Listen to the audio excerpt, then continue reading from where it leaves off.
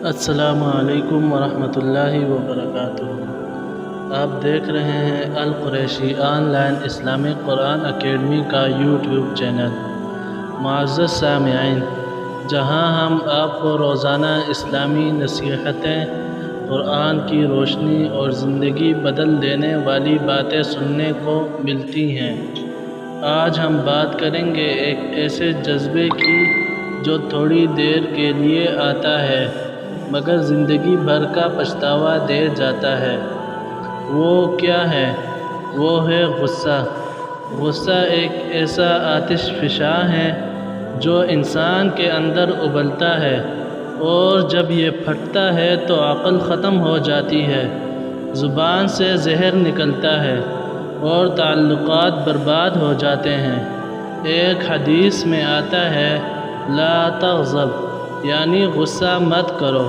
نبی کریم صلی اللہ علیہ وسلم نے ایک صحابی کو 3 بار یہی نصیحت کی۔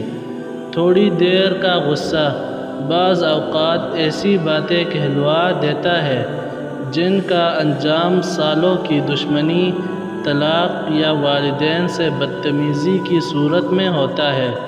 قرآن مجید میں اللہ تعالیٰ ارشاد فرماتے ہیں وَالْكَاظِمِينَ الْغَيْظَ وَالْعَافِينَ عَنِ النَّاسِ وَاللَّهُ يُحِبُّ الْمُحْسِنِينَ۔ جو لوگ غصے کو پی جاتے ہیں اور دوسروں کو معاف کر دیتے ہیں، اللہ تعالیٰ ان سے محبت کرتا ہے۔